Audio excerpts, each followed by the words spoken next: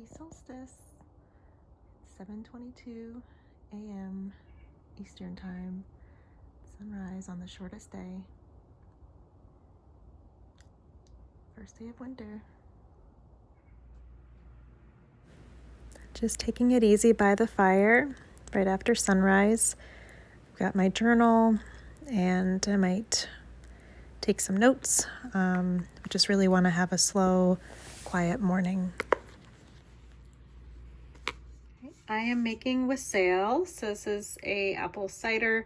And it wasn't until I made this last year for the first time that I understood what an apple cider is and how it's different than apple juice. So I'll explain more as this goes along. But what I've gotten here are peppercorns, cloves, nutmeg, cinnamon, allspice, and of course apples. And what I'm going to do now is I'm going to fill this up. Gotta kind of hold this with one hand here.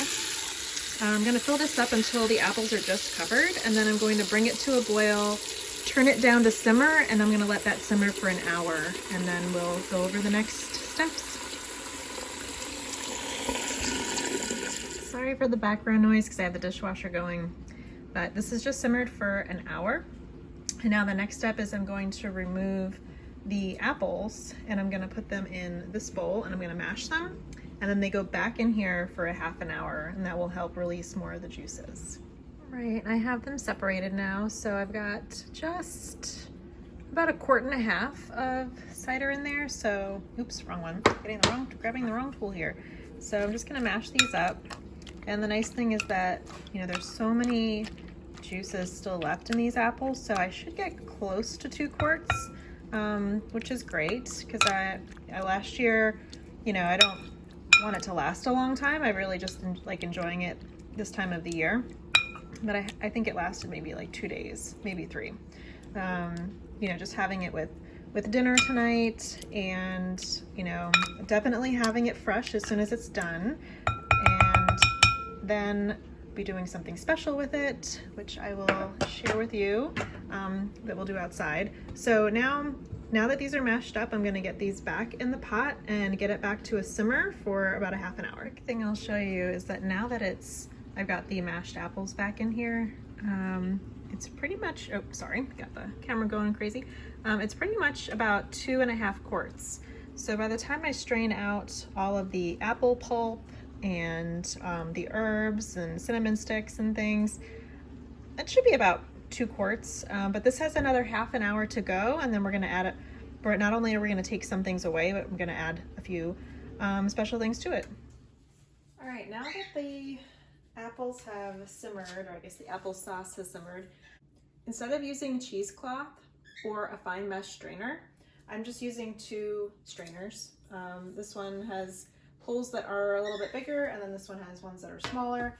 I don't mind having some of the apple pulp in the cider, so if you are more averse to having pulp in your cider, then definitely use a finer mesh. And I'm just gonna add, I don't want it to splash on me, I'm just gonna add enough where I'll still be able to kind of work this a little bit in like really pressing into the remaining apple flesh, and there's a lot of juices left in here still. So now that it has simmered for the hour, and then simmered for the extra half an hour, this is actually the cider. So I'm pressing the cider out. It looks really pretty. And what I'll do with all of the remaining little bits here is I will probably keep all of this, right? Because all I have in here, all of this is compostable. So all of this is going to go in the compost. I guess you could feed this to chickens if you wanted to.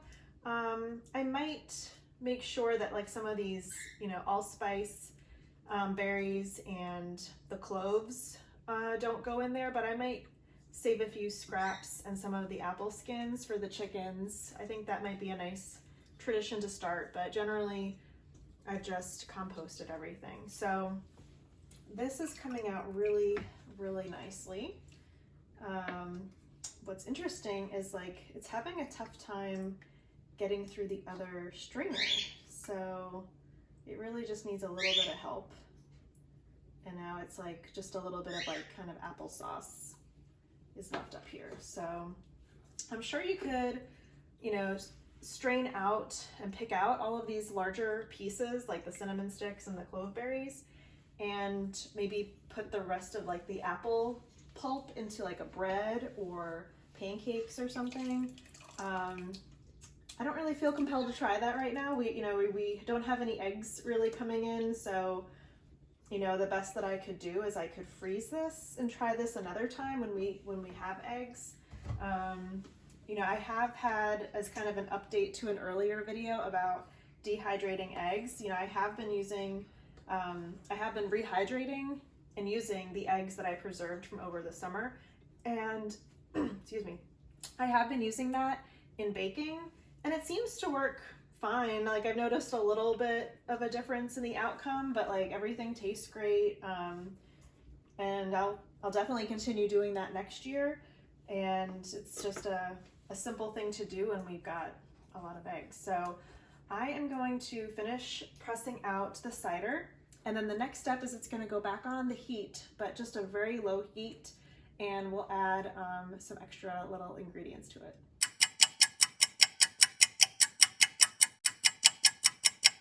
All right, let me show you how this looks. It looks like gorgeous apple cider, and this still looks like there's still some, you know, juices left in here, so I still have it just resting, and I'll come by and give it a few stirs in a bit. And I'm just gonna have it resting over the original pot that I've used to make everything in. And so I'm gonna take this and put it in another pot, and I'll add the ingredients next. All right, so the last ingredients, I'm just gonna get the heat on some, you know, low here. We are gonna add in the juice of an orange. So I don't have a little like handheld juicer. I really should get one. And I don't feel like setting up the entire electric juicer just for one orange. So I'm just gonna do this by hand, and I'll probably need 2 hands for this. So let me get that taken care of. 1 second. I realized I have the tripod right here, so I can use 2 hands and have the camera held. So I'm gonna get as much as I can in here, and then the next ingredient is going to be the juice of, I'm gonna do a half a lemon because I'm gonna use the rest of the lemon for our dinner this evening. So I'm gonna get this in. This doesn't seem to have too many seeds, and like if any seeds do fall in, I'll grab them later. It's not a big deal. I'm not really concerned about that.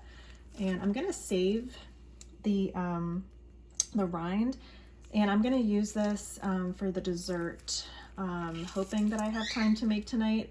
I wanted to make like a chocolate orange little dessert, and let me see, I think that's pretty much all the juice I can get out of this. And now I do have this other, I sliced off another piece here. And I have more oranges to use as a garnish on the drink. So it'll have, each of the drinks will have kind of that brightness to it as well.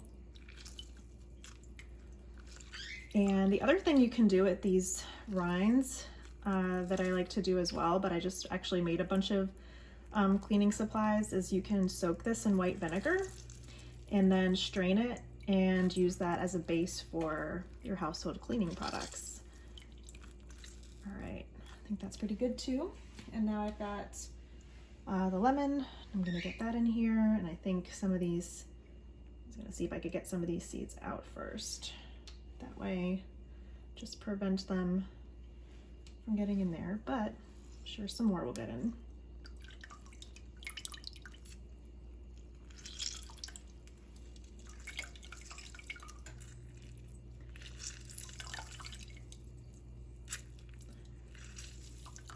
All right, and my 2, oh no, that's okay. All right, now back to it. Okay, my 2 almost favorite ingredients that are left this time of year, a little brandy, and just get some of that in there. gonna look really great. And then I've got honey for my bees, which I had this out on a charcuterie platter the other night, and this is just leftover and I didn't want it to go to waste, and I'm like, you know what, I'm gonna be making wassail anyway, so let me just keep it wrapped up, and that way every little drop will get used up in here. So I'm actually gonna turn off the heat because it's just been sitting here getting warm, and after I get the last of this honey out, I will be able to taste test, and then I'll take you outside and show you a little tradition I started last year that I think you might enjoy. I'm really glad that I left this to strain a little bit and just to sit, because there was close to almost another cup of cider that was able to drain out just by me letting it rest there. So here is the finished product. I'm just having this jar is actually a lot more drink than it probably looks. So I know I wouldn't want to drink a whole jar of this, or maybe I do want to drink a whole jar, but they're just having a little sip right now, and I'm going to be using the rest outside, which I'll show you in a moment. And I have an idea that when my husband gets home in a little bit, I am going to line the rim of a glass with some cinnamon sugar and then put the cider in there. So let me take a sip. It's delicious, of course. It's definitely got a little bit more pulp than last year because I'm just using that, double strainer and not like a fine mesh strainer, which I realized I do have a fine mesh strainer, but I'm kind of liking it the way that it is, but it's fantastic. It's just a really nice thing that I only do on this day. What I really love about it is that this is the only day of the year that I make this, so it just has this very special feel to it. So let's head outside. All right, it's a very gray and cold first day of winter, and it's been raining off and on all afternoon. We're getting close to sunset, so I'm not going to be out here too long because the rain seems to be picking up. But one of the solstice traditions that I learned about when I was researching them a few years ago is that there is a blessing of the apple trees. And so there is a tradition where you take the wassail and you kind of like christen the apple trees every year so that you kind of bless them with a bountiful harvest for the next season. So I can link to the video where I planted these trees just about a year ago, so I don't expect to get a harvest next year. It's going to be a few years before that happens, but it was really nice because right after I planted them last year, they got their first little blessing, and so they're getting another one right now. And so I'm going to go around and give each one of them a little drink of wassail and then get back inside because it's really cold out. All right, we'll just do a little bit to each one.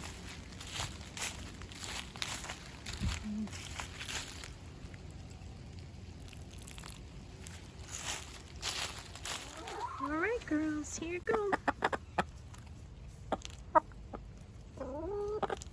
Ginger is very suspicious of the treats. No one wants any? No one wants any, really? Oh my gosh, you guys. You guys are spoiled. Do you even know it? I think they're starting to like it. They're not in love with it, but they're liking it. And I think if I sprinkle some mealworms or scratch on top, they'll like it even more, but I'm just gonna let them hang out with it for a bit.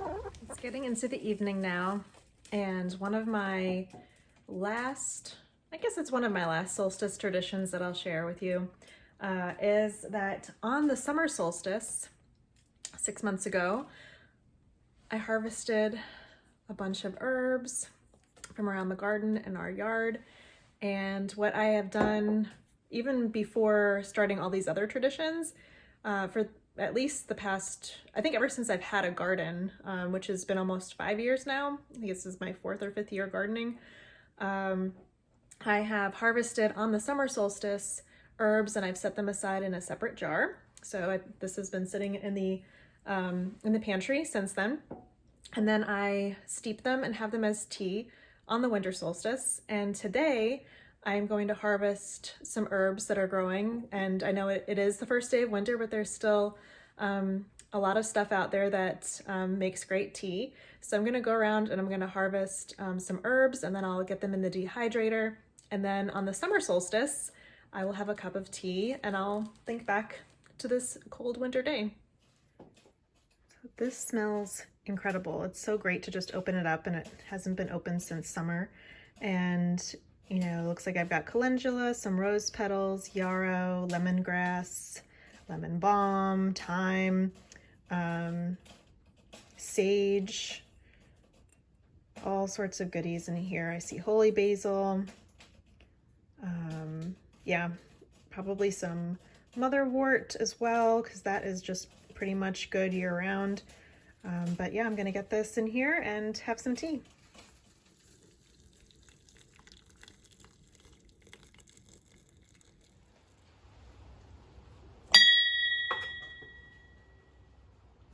All right, it's 5:07 p.m. Eastern time. It's time for the longest night of the year, so happy solstice.